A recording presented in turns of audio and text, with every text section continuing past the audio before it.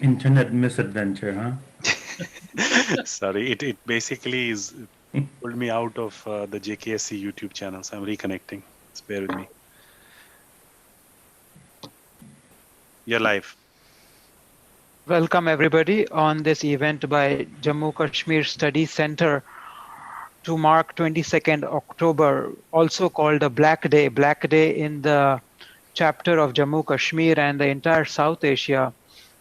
I do not mean that in a past tense because it's yet to be seen if it was still in the past or how many more black days does the region need to see due to the events which occurred on this very day, the 22nd of October, many years in the past, but generations are paying, have paid, and will carry on paying for a very selected minority from across the border to fulfill their agenda. With me today, I have an esteemed panel from different parts of the region who will be shedding light on the history and the current scenario and what does the future hold in the light of what happened from 22nd October in 1947.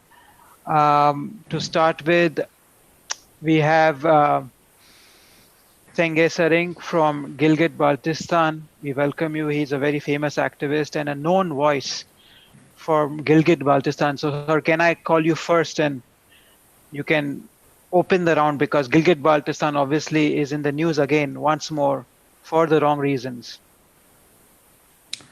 Thank you, Amit, and good afternoon from the United States, and good evening to all in India and in the European Union, UK.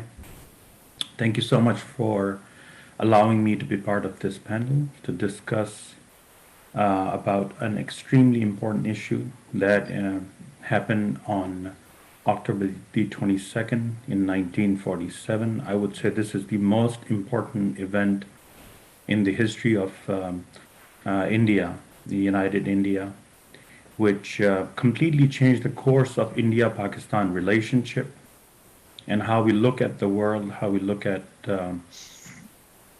how the rest of the world has reacted to India and Pakistan and how international alliances are formed. On October the 22nd, Pakistan attacked Jammu and Kashmir, which was in negotiation with India and Pakistan for accession. The accession was going to happen according to the constitutional procedures that the British government had laid out for all the princely states. And Pakistan had a standstill agreement with the state of Jammu and Kashmir, which meant that it would not interfere in local affairs, it would not block the routes and transportation of supplies and movement of people into and out of the state, while the state of Jammu and Kashmir was in negotiation with India and Pakistan. But unfortunately, Pakistani military exercised an attack and involved regular Pakistani soldiers as well as the non-regular militants and the terrorists who came from all over Pakistan, especially from the tribal areas, from Swat Valley, from the Indus Kohistan and other parts.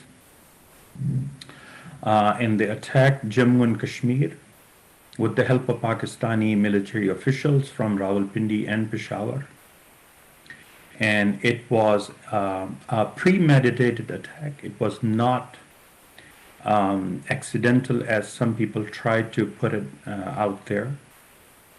If you read the book written by Captain Hassan Khan, who was from Gilgit Baltistan, who was in Jammu at that time, you will find out that the Muslim soldiers of from the military units of Maharaja Hari Singh, they were in communication with the Pakistani military officials in Rawalpindi and Peshawar, and they were thinking about this attack in case Maharaja decides to accede to India.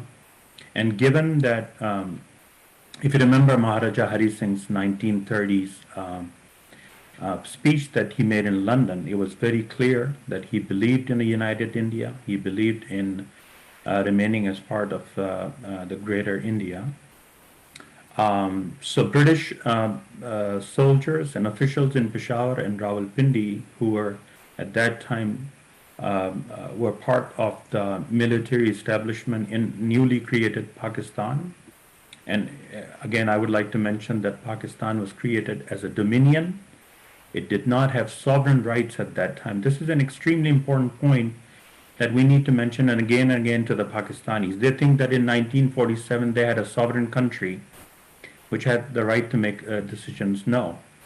Their Governor General Muhammad Ali Jinnah, in his oath, he took an oath to remain loyal to King George. So I think this is something really important that a lot of people would try to tell you that when the British were leaving on 15th of August, all the princely states were given back their sovereignty. This is what the Pakistanis will tell you. And the fact remains that the sovereignty of India or Pakistan, the two newly created countries, as well as all the princely states, remain with the Queen of England. They had their right to make decisions within the framework, within the British constitutional framework that they created, whether to join India and Pakistan, but they did not have the right to remain independent.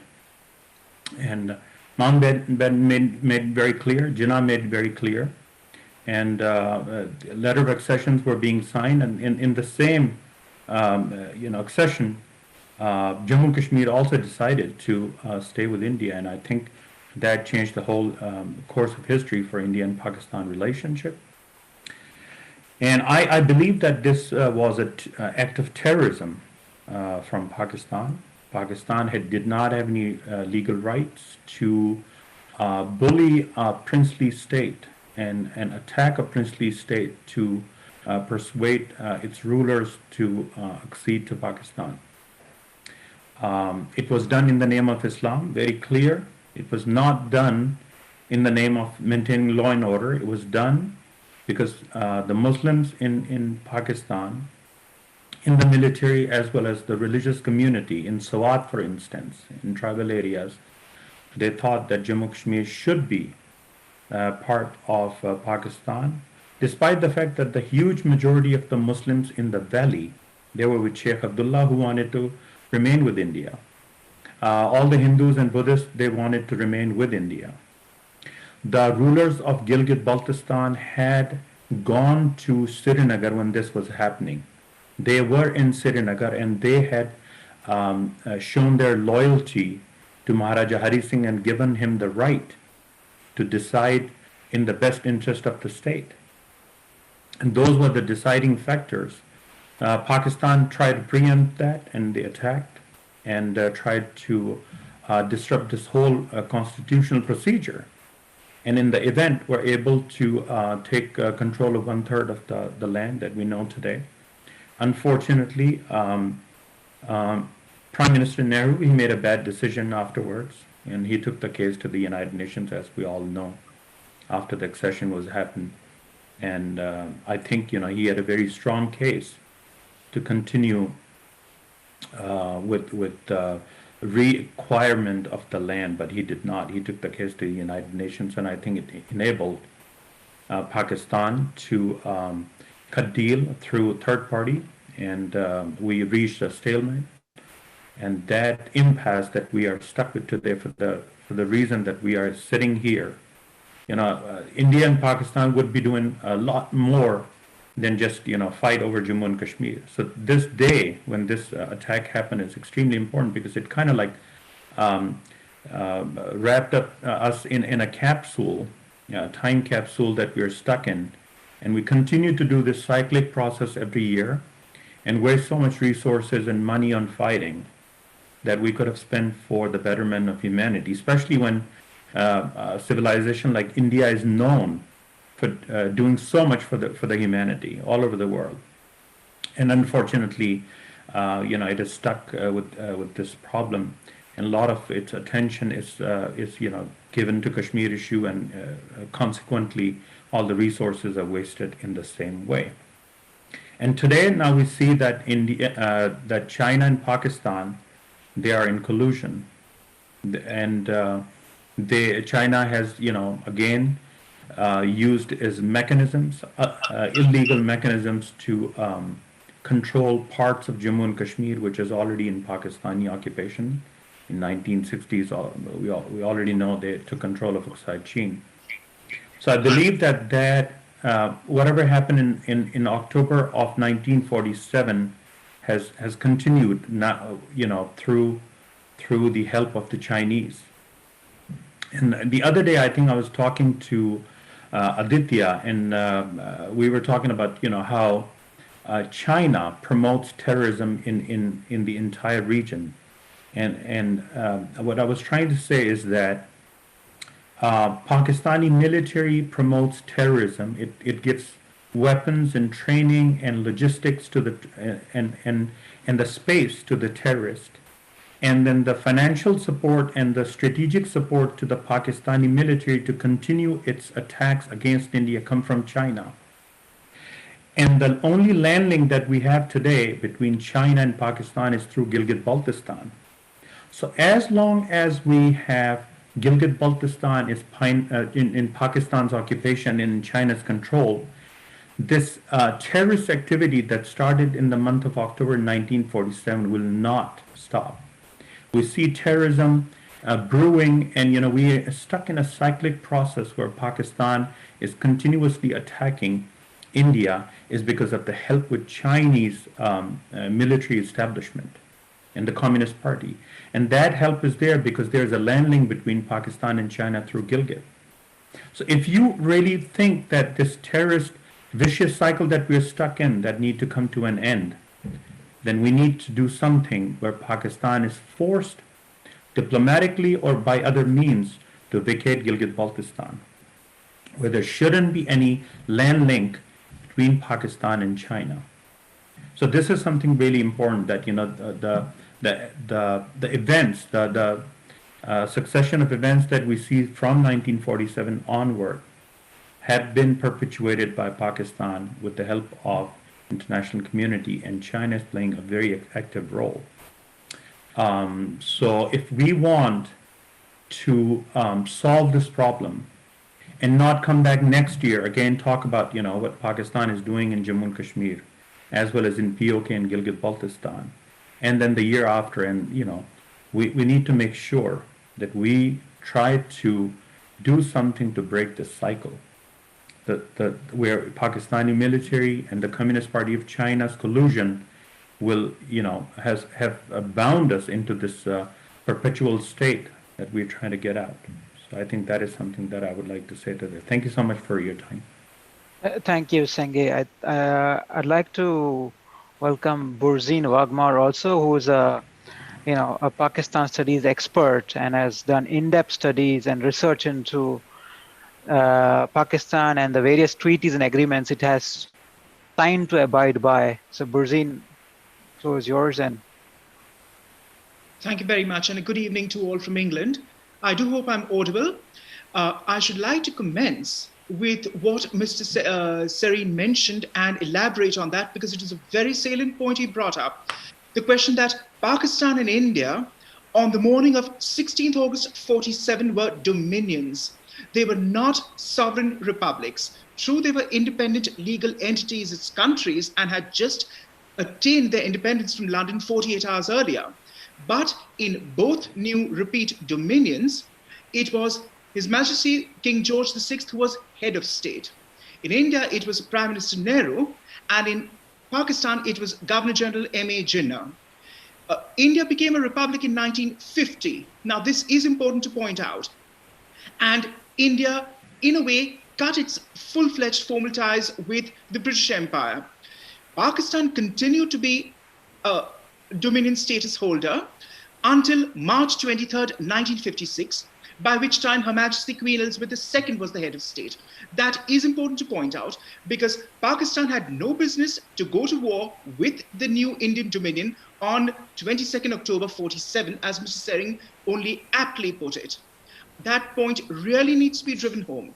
which is why when Jinnah ordered General Gracie to take troops ahead and cross the newly established border of the Radcliffe boundary of ward, General Gracie said nothing doing, because it would have led to the oddest precedent in history, with two British generals of opposing armies of different countries going to war with each other.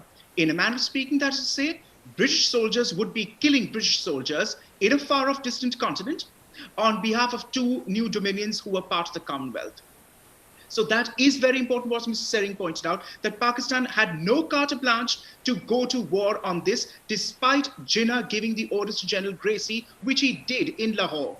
And Gracie outright forbade that act.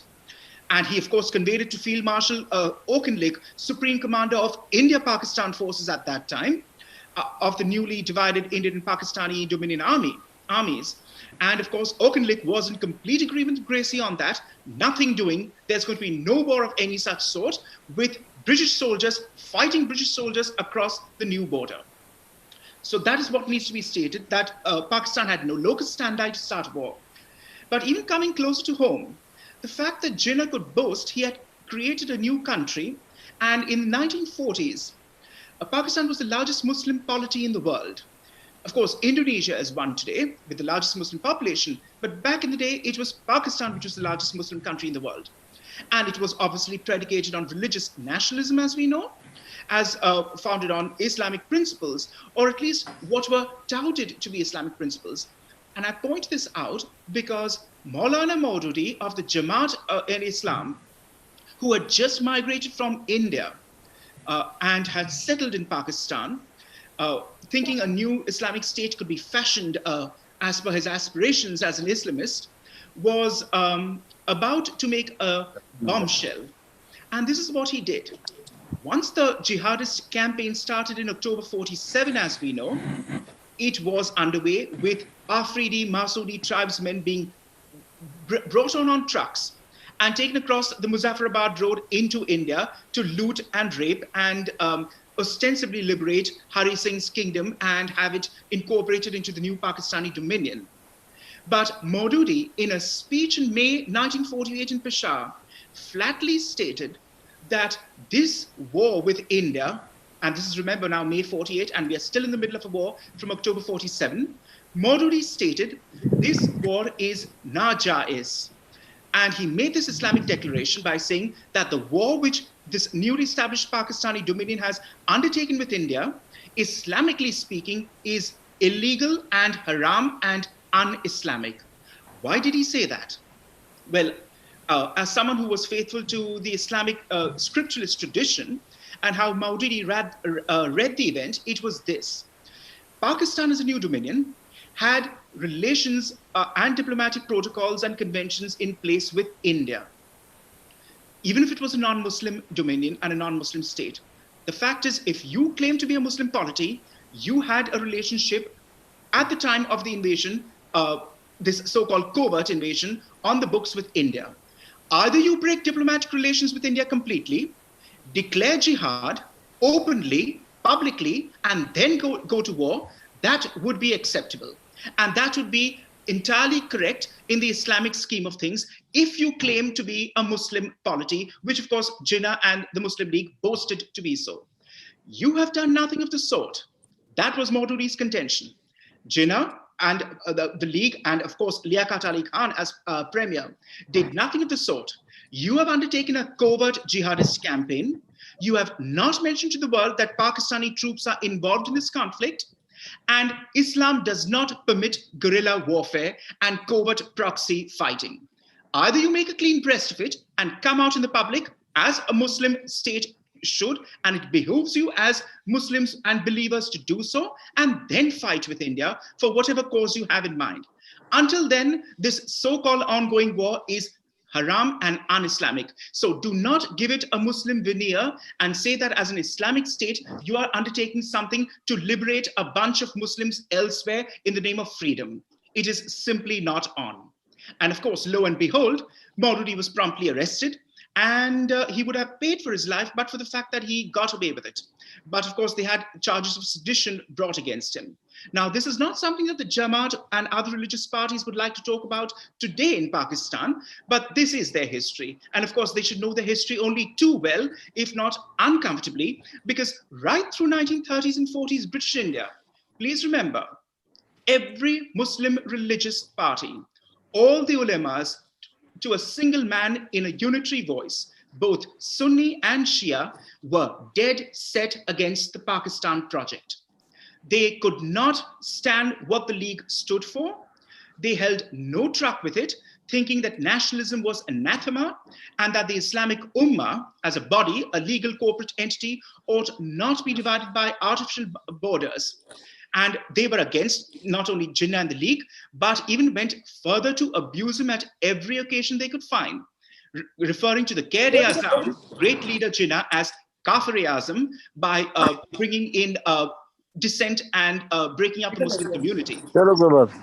And also, they would go on to call Pakistan, the so-called Pakistan project of the land of the pure, as Palidistan, that Jinnah is going to embark on creating a Palidistan, namely which comes from classical Persian, land of the polluted, and not a so-called land of the pure or a land of milk and honey, which is being promised to the Muslims of British India. Having said that, I've just given the historical foreground, let me then proceed.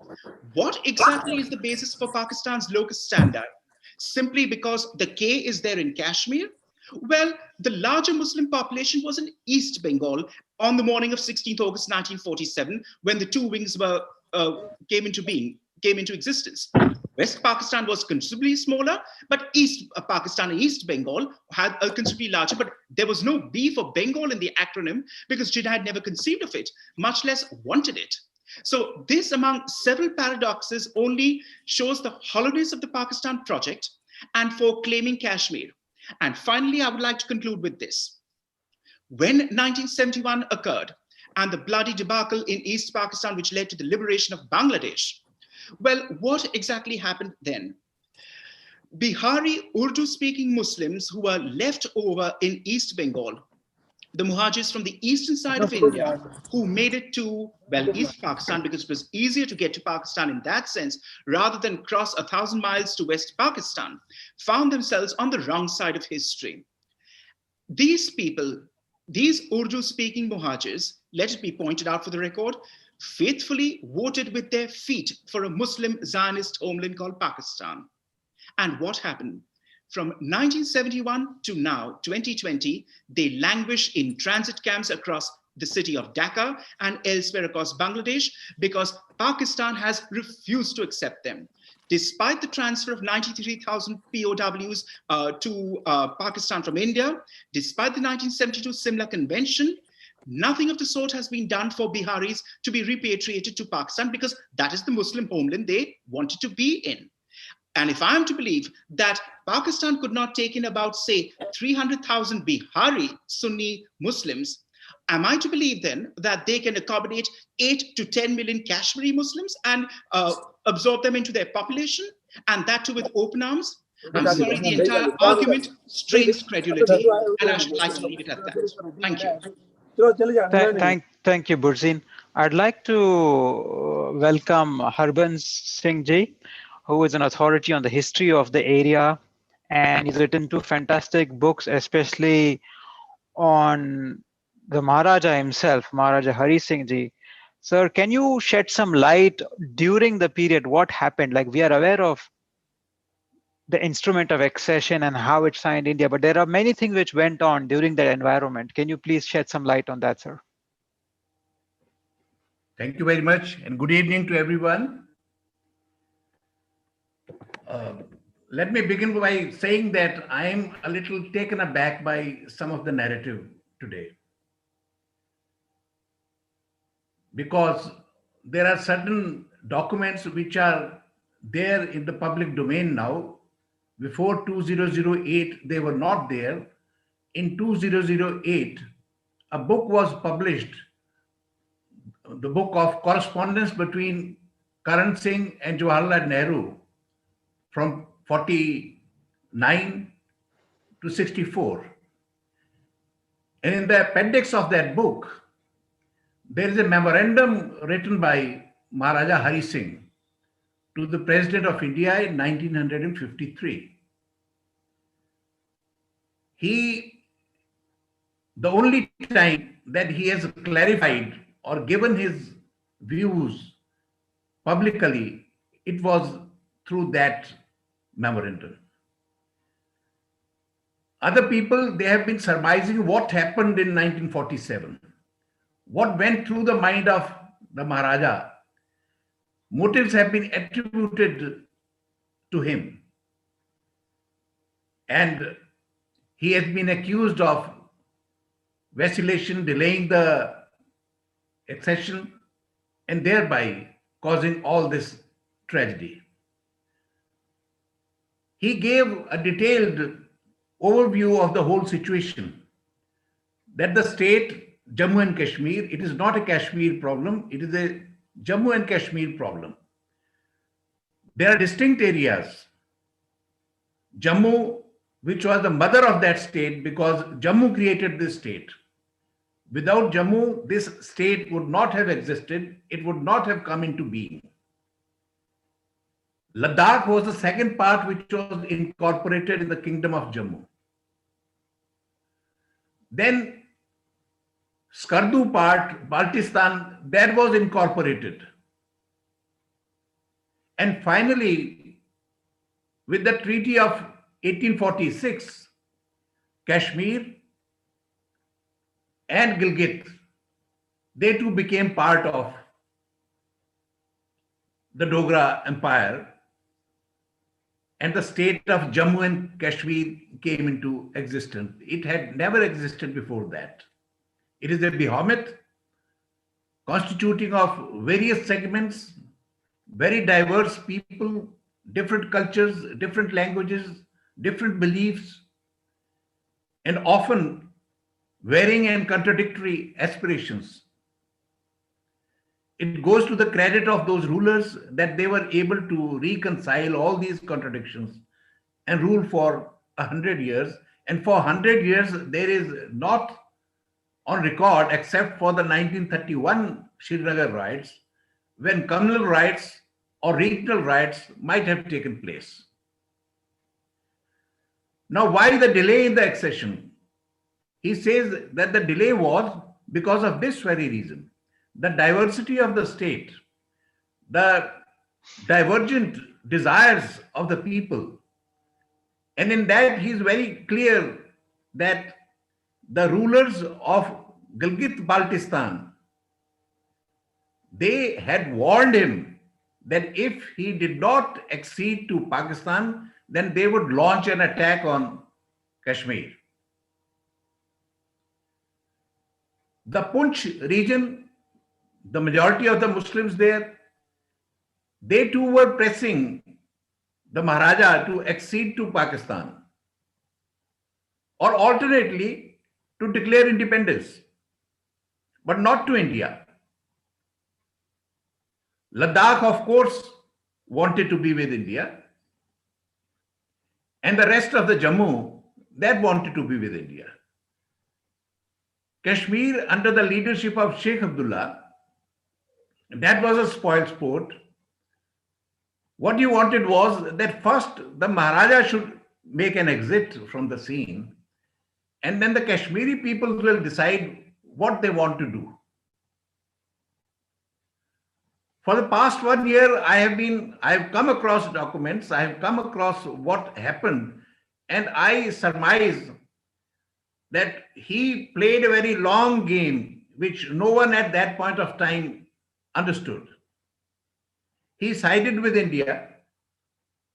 He was one of those who approached Nehru, wrote a letter that the accession, otherwise Nehru was not willing to accept the accession to India if only Maharaja Hari Singh wrote that letter of instrument of accession. He wanted the approval of Sheikh Abdullah.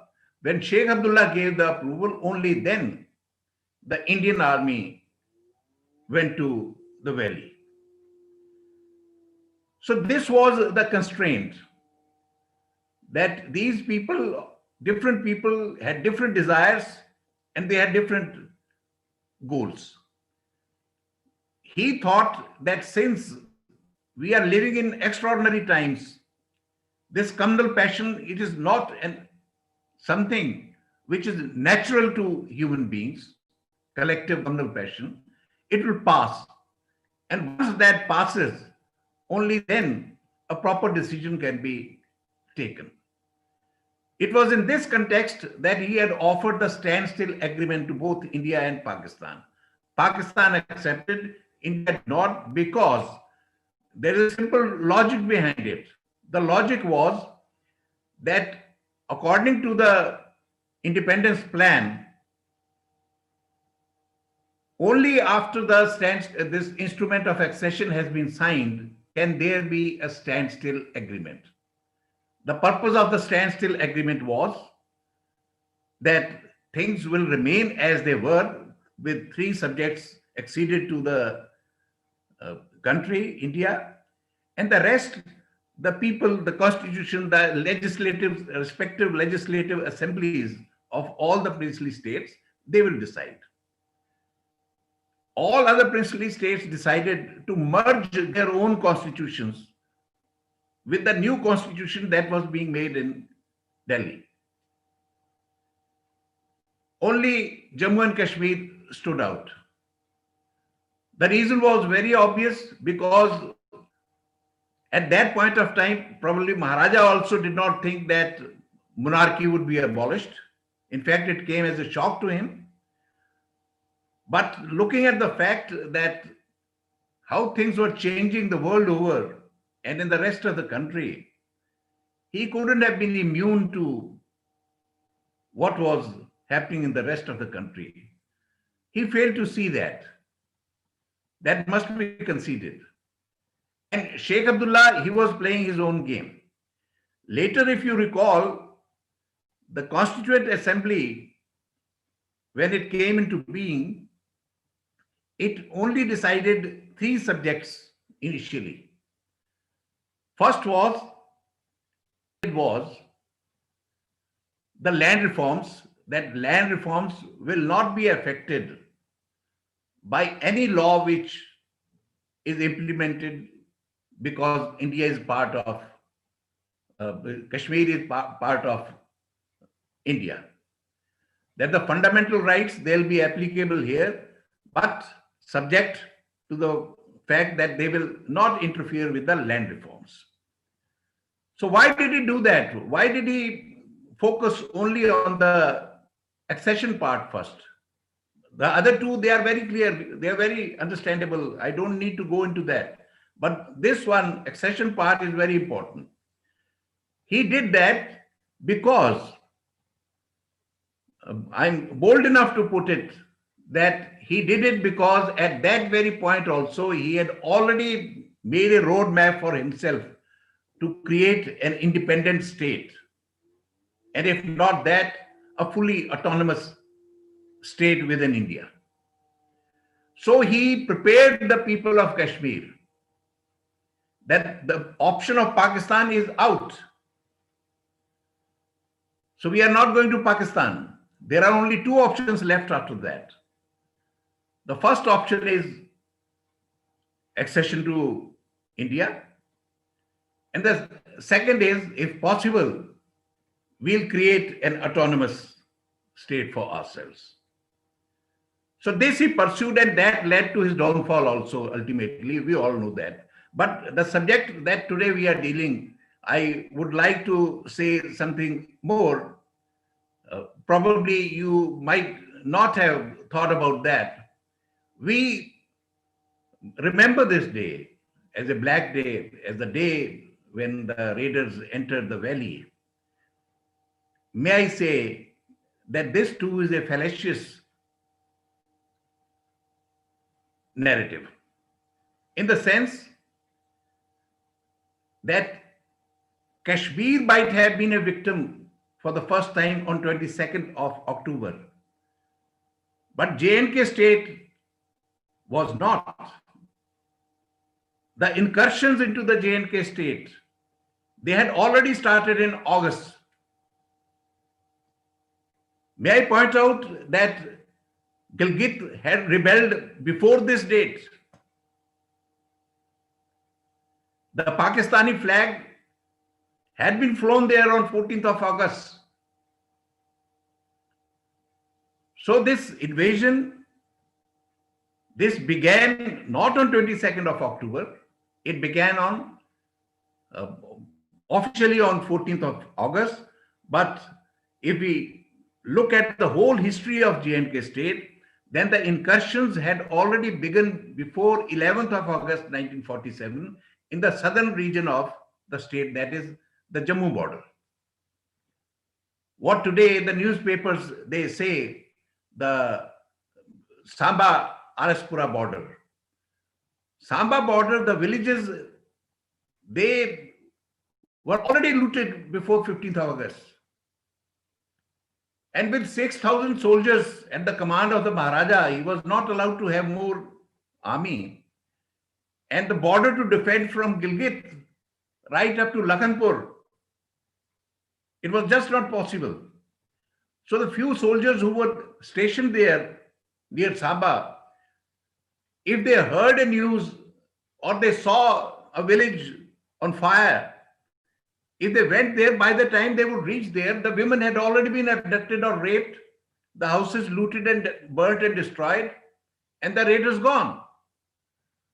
This was the game which was already being played before 22nd of October. So this was a process. It was not an event that occurred on a particular date. It was a process that had already begun in the month of August. And this process, as Amit, you pointed out right at the beginning, is still ongoing. This process continues. And it will continue till as long as there is not a decisive moment in our history. Only then the fate would be finally decided.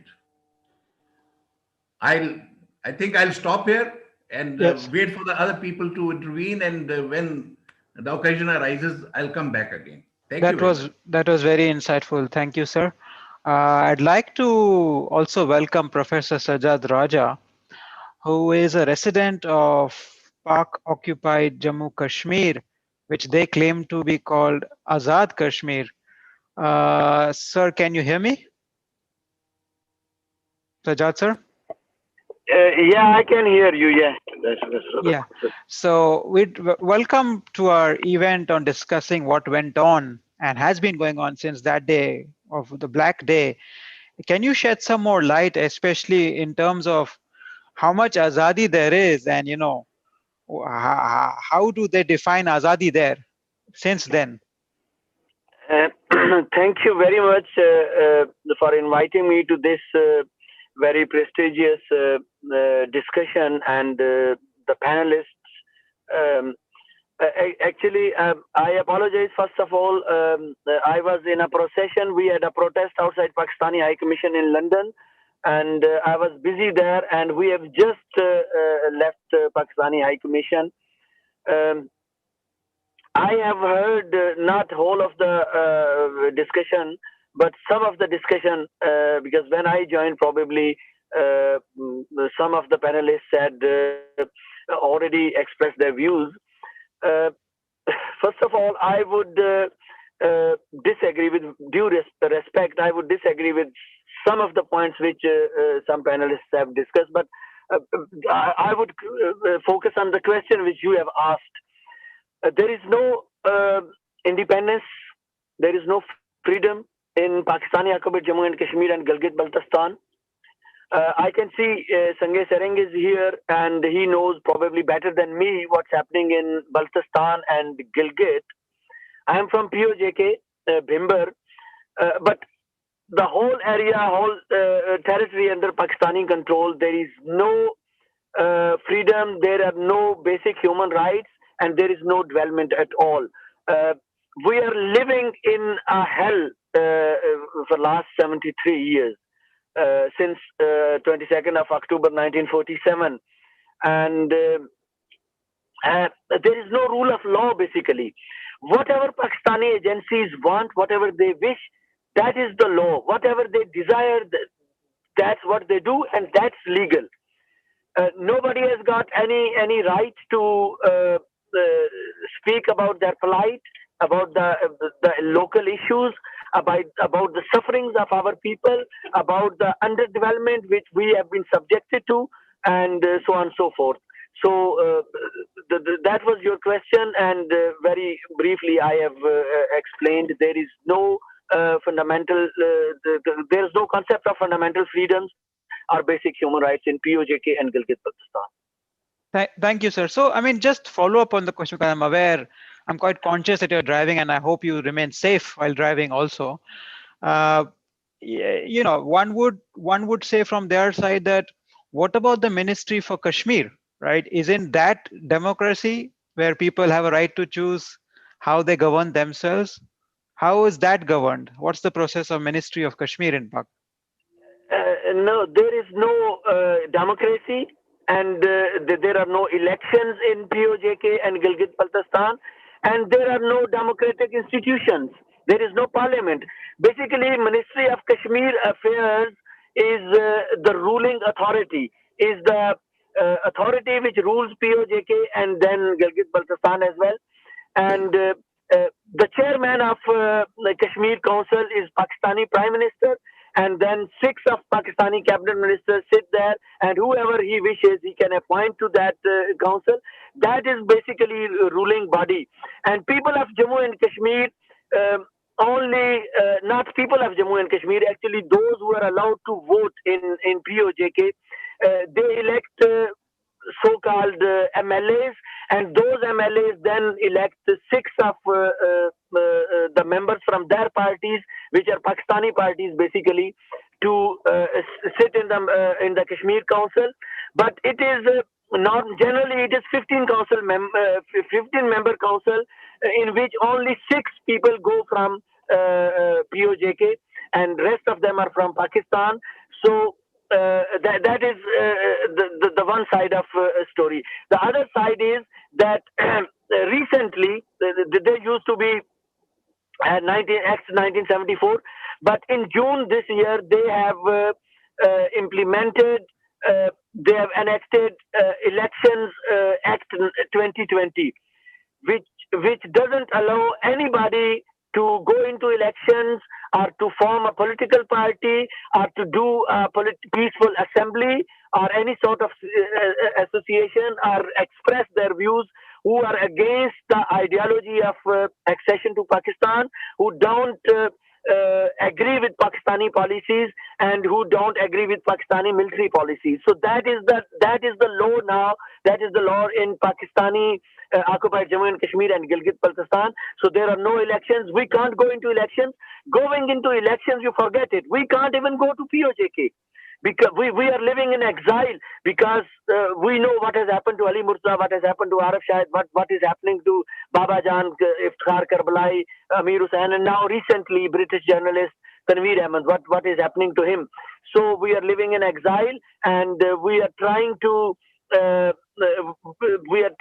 convince the international community that Pakistan is a terrorist state. Pakistan is a state which sponsors fundamentalism, militancy, and terrorism all over the world. So they should deal with it, and they should support us.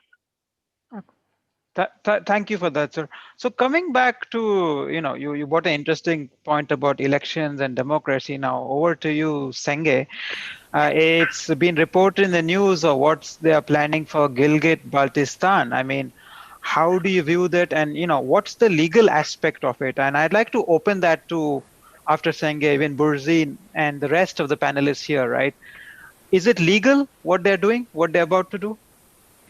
I mean, Starting thank with you. So do you mind if I ask Harbans Singh Ji a question before I go to that? So you mentioned, this is very interesting about the correspondence between Nehru and Karan Singh. Do you know the name of the rulers or the representatives from Gilgit who wanted Maharaja to accede to Pakistan? No, right now I don't have, but in my book I have mentioned about these all the feudatory states.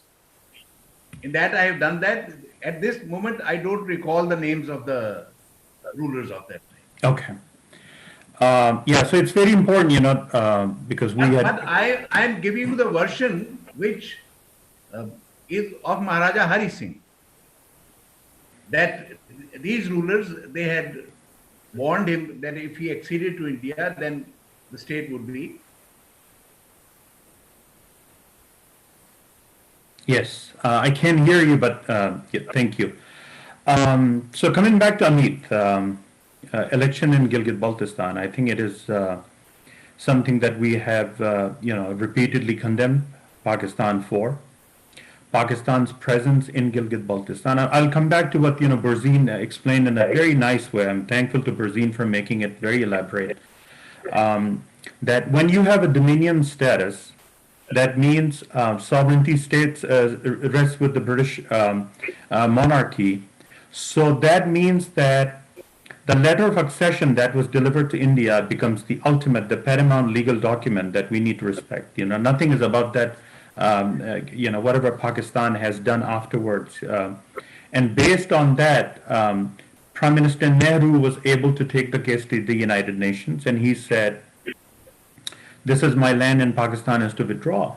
I think that was the gist of the whole case. A lot of people tried to manipulate this whole Kashmir issue and try to make it a case of the rights of the people of Jammu and Kashmir. It was not about the rights of the people of Jammu and Kashmir. It was Nehru telling the international community, this land has acceded to me, it belongs to me, Pakistan has to withdraw, this is my land, right? So based on that, I think Pakistan was supposed to withdraw. The United Nations agreed that Pakistan was supposed to withdraw. Pakistani representatives agreed that they were supposed to withdraw. And we have a legal binding document, which is the letter of accession. Then we have a non-binding document agreed upon by all parties at the United Nations Security Council through the UNCIP resolutions that Pakistan has to withdraw. That is what the legal issue, that I think got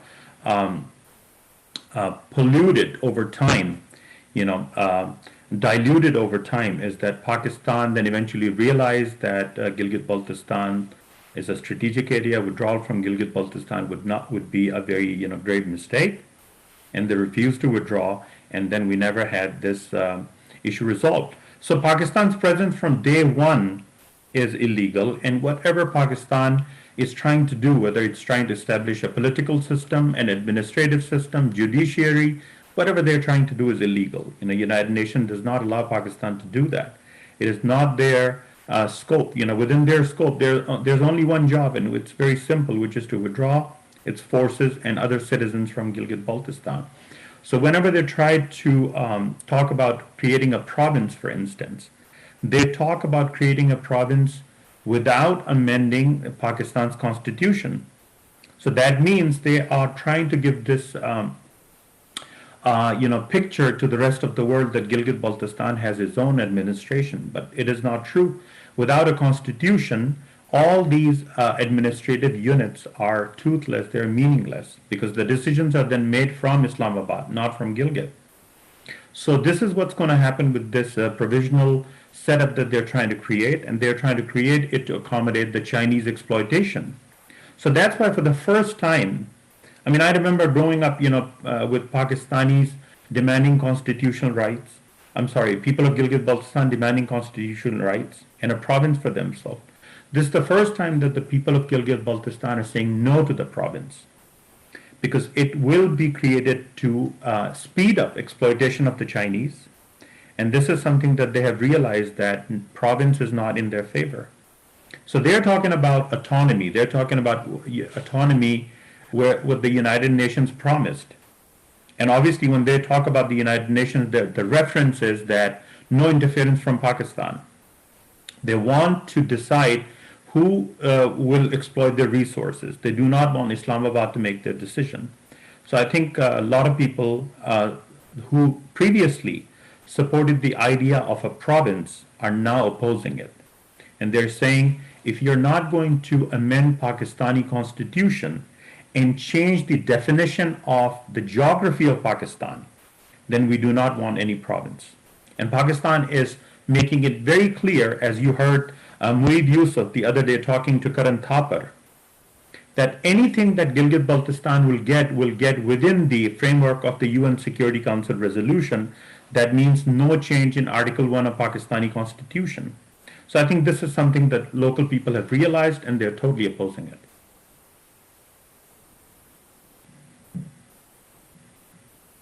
Thank you. It's very strange, right?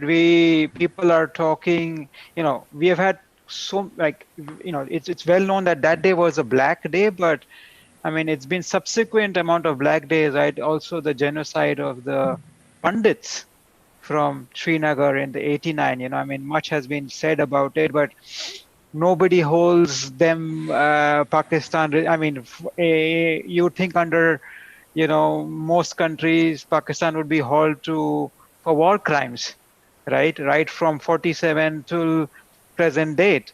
I don't know what your views are on that. And Burzin, in terms of legality, right,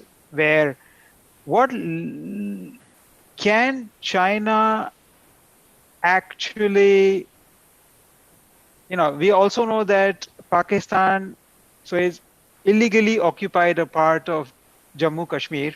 Then within that, they took a smaller part and they gifted it or leased it to China, right? And, a lot of history has happened since then. Do you have any views on that?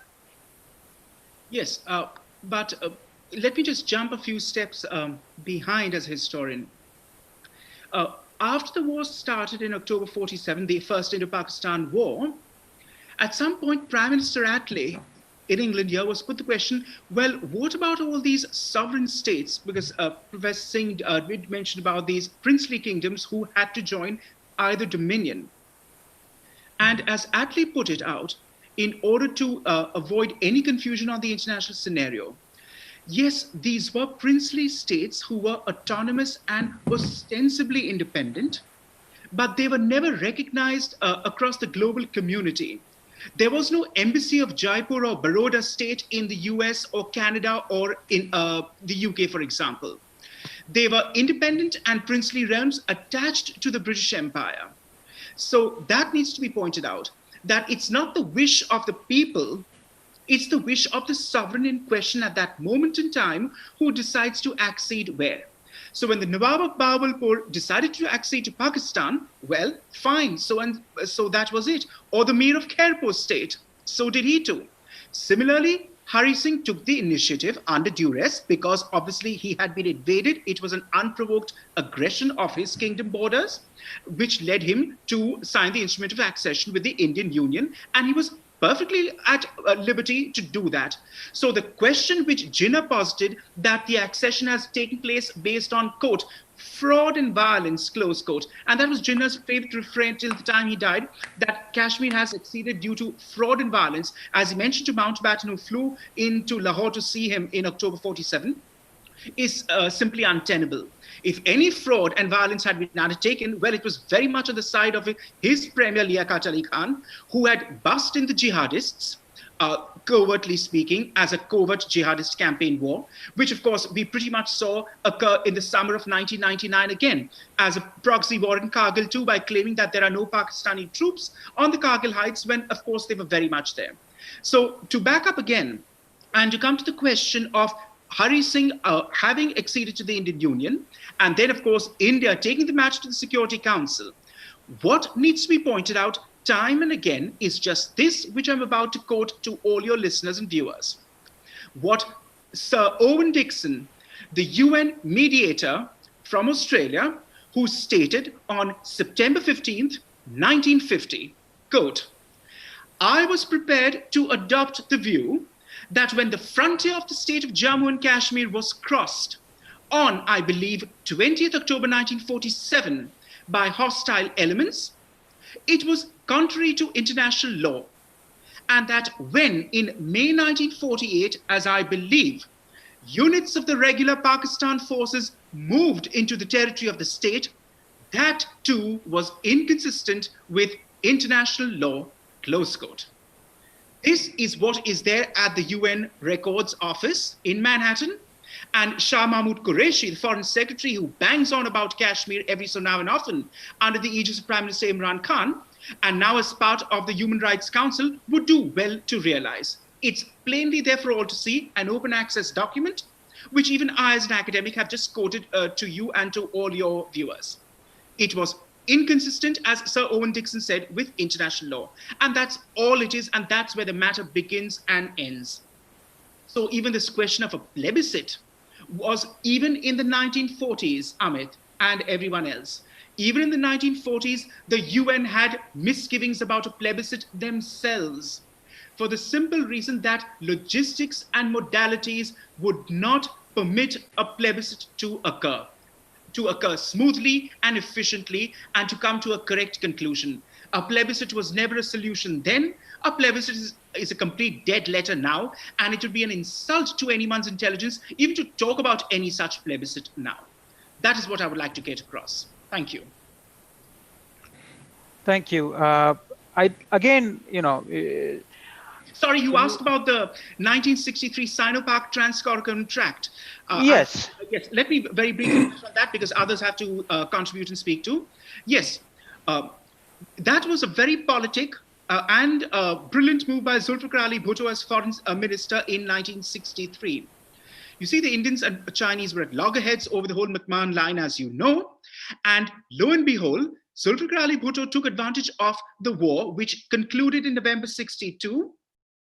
And discussions were speeded up with Peking on formalizing the boundary. Remember when China came into existence on 1st October 1949? It had boundary issues not just with India, but with the USSR, Pakistan, Tibet, and so many other independent states, which was from the pre-45 imperial era. And well, in a point, Peking had a right to clear up its boundary questions with others. Sure, that in principle one can grant to them. What they did with that is subsequently a different matter altogether. And Zulfikar Ali Bhutto decided that the Trans-Karakoram Tract, the historic kingdom of Shiga, which overlaps into Western Xinjiang and the Kashgar prefecture, was, in a manner of speaking, given to some 2,050 square miles was given to China in perpetuity with this so-called Sino-Pakistan agreement, with the clause thrown in, and a cosmetic clause at that, that the entire question would be revisited should there be a final status on Jammu and Kashmir ever being achieved. Well, we know what that is and what Pakistan and China have in mind insofar as any finality on the question is. So that, of course, is entirely laughable. But the point is that Zulfikar Ali Bhutto did this. This was done on 2nd March 1963. And in that very same month, on 19th March 63, Indo-Pakistan talks were about to commence in Calcutta. And of course, India was having none of it.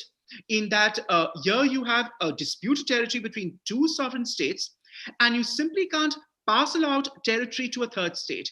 And in so doing, Pakistan, whatever legitimacy it may have even held by then, which of course it did not, on the so-called Muslim question and Muslim sentiments of Jammu and Kashmir, were thrown to the wind, in that they handed over territory of Jammu and Kashmir to what was an avowedly godless communist regime. So there we are. Thank you, Burzine. I have a question for Harbans Singh ji and also Sajjad. So same question, if you can shed some light. So we know about what's happened in the history and how it has shaped our present, but what about the future? Where do we go from now, right? Because things have happened. We cannot say things have remained in static last 20 years. So how, if you all had a future fortune ball, what do you see in the next 20 years? And will Pakistani army's hold get weakened on the whole system? You're on mute, sir.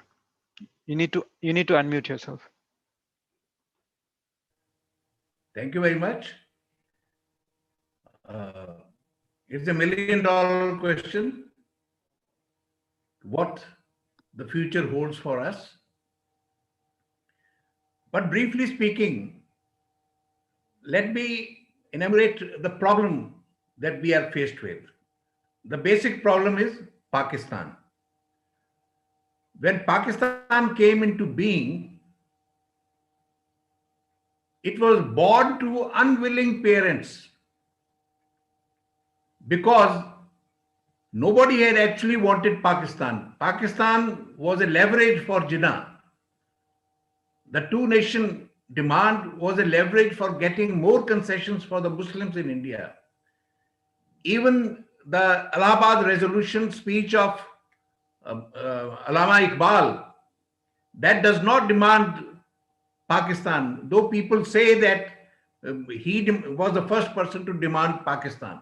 Those who read it, they'll find it very clearly that all that he said was that there should be Muslim states in India, where the interests of the Muslims is not submerged in the interests of the majority community. If you people follow Urdu couplet, let me remind you what he wrote. He wrote in a couplet कि जमहूरियत वो एक तर्ज हुकूमत है कि जिसमें बंदों के सर गिने जाते हैं, उनकी अकल नहीं गिनी जाती है. I'm slightly misquoting, but this is the meaning, that the republic is a form of government where the numbers matter, not the quality of the mind. So this was the biggest fear. So anyway, Pakistan got created because we were ultimately, the Congress leaders, they had got tired.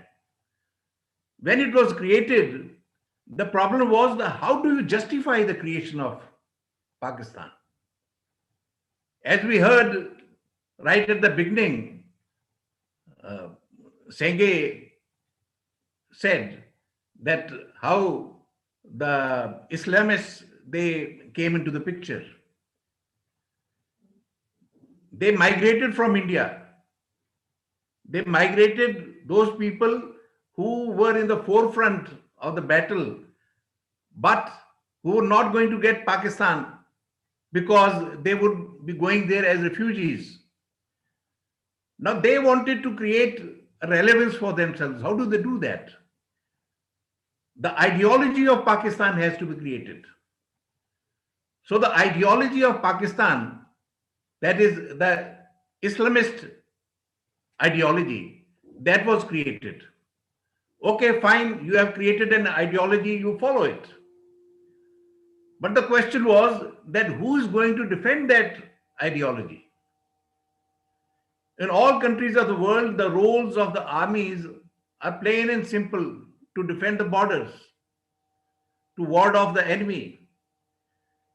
It is Pakistan where the army took upon itself the role of defending not only the borders, but also the ideology of Pakistan. So these two very dangerous elements, they combined. And the third, if all of you would recall, the world changed in the year 1979. 1979 began first with the exile of Shah of Iran by 15th of January. On 1st or 2nd of February, Ayatollah Khomeini, he returned to Iran, and an altogether different game started unrolling. Then the year ended with two very significant events. One was Kaaba was taken over by the terrorists, Salafi terrorists. Juhayman was the name of their philosopher. Juhayman al-Otaibi, yes. Juhayman al-Otaibi. That's right. His followers, they took over the Kaaba. The bloodshed followed only after the mullahs had given a fatwa against those people and allowed the Saudi government to use force, enter the Kaaba with force, and get it vacated. So that's the thing happened. They succeeded. The third Sir, event that took place was on. Sambhal sir, Uh, 5 more minutes. So at if we're running late for. I'm done just now. 2 minutes. The year ended with Soviet invasion of uh, Afghanistan. This was a dangerous trend. This brought all the Islamists to this region. In the meantime, the people who had been following a particular philosophy in Saudi Arabia, many of them had been killed, but lot many they had been exiled, and many of them they migrated. They migrated to the rest of the world. They brought this philosophy all over the world. The transnational jihad began from there, from the year 1979. So this is something which is a battle of ideas, I say. This battle cannot be fought with just guns. An idea can only be defeated by a superior idea. So when that happens, how that happens, that is somebody for a crystal gazer to tell. I won't be able to say, but I can say only this much, that this is the background. And this is my belief, that till the time we have a very superior, strong idea which appeals to the people in general all over the world, and then we move towards that, we will have to live with this situation. Thank you. Thank you. I would like to, it's been interesting insights on both history and factual events which have occurred in relation to Pakistan, especially once the people backed by them and they invaded the state of Jammu Kashmir, and then which was primarily responsible for them signing over and becoming a part of India. Sajad Bhai, if you can hear me, how do you see this playing out, right? Because you hear a lot of commentary nowadays saying, Pakistan army is on the back foot. Local people are understanding, and they are understanding what the game is. And even the average Pakistani, he wants his roti, his chawal. He does not care for the games which the generals are playing. What is your take on it, sir? Uh, people of Pakistani occupied areas of Jammu and Kashmir, mainly POJK, and even in Gilgit Baltistan, now people have started realizing that they have been occupied and they have got no future with Pakistan. Uh, People have realized in POJK there have been 2-3 surveys, and the most authentic survey was conducted by this British journalist Tanveer Ahmed, who is behind bars and who is in the prison now in POJK. His survey revealed that 73.3% people of POJK don't want to live with Pakistan. So he met 10,000 households he traveled from village to village, right from Bimbar to Neelam, and that is the result of his survey. Pakistani army is treating people of POJK very brutally, inhumanly, and like animals. And people have now, because it's not that era that people used to read Nawai Waqt and Jang newspapers, and they used to listen to Radio Pakistan and PTV News. It's era of social media and information technology. So people have got the facts and figures now, and they realize that they have no future with Pakistan, and people have stood up. Even in just today in Gilgit, there was a large gathering which was controlled by police, and our people were not allowed to take out a procession. And this is probably the first the whole state-based movement under which banner this rally was being taken out to condemn this invasion of 22nd of October 1947. So even in Gilgit-Baltistan, which has been under a very strict Pakistani control since 1947, people have now they have come to the streets and their patience. I mean, I think that point has reached now that anytime people could stand up against Pakistani army in POJK and Gilgit-Baltistan. But the thing is, which I have already said that I disagree with a few things. Actually, we, the people of Jammu and Kashmir, in Indian Constitution, India claims that we are Indian citizens, people of Jammu, POJK and Gilgit-Baltistan.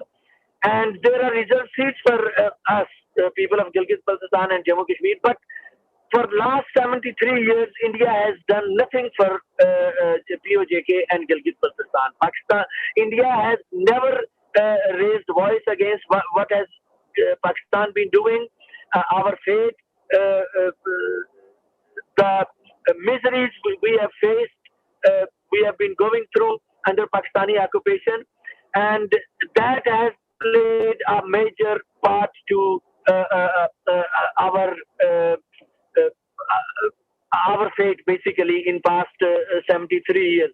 Had India not been given us green signal to Pakistan, India, in fact, 1948, what the mistake Indian government made was that India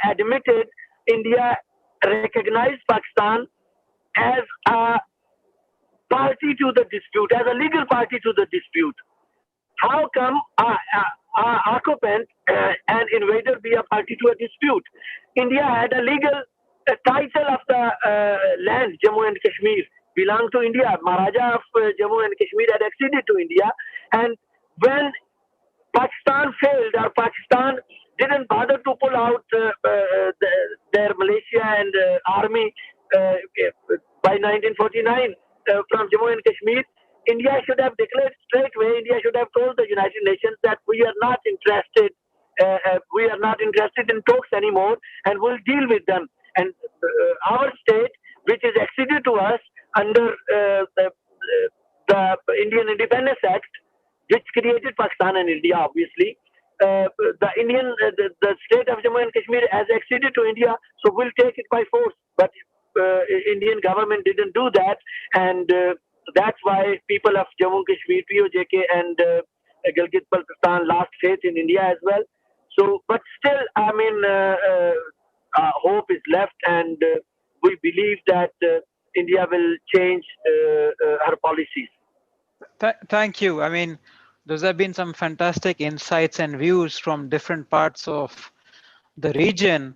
And it's, it is one thing that, we can firmly understand is that the peace and prosperity for that part of the world and wider South Asia and is firmly in the court of Pakistan, and by that, an extension, the Pakistani army, right? So for the sake of prosperity, people want prosperity. It doesn't matter what your religion, ideology is. People want to be happy. And, one can only hope and pray that Pakistani army wakes up and understands that and respects the wishes of the people.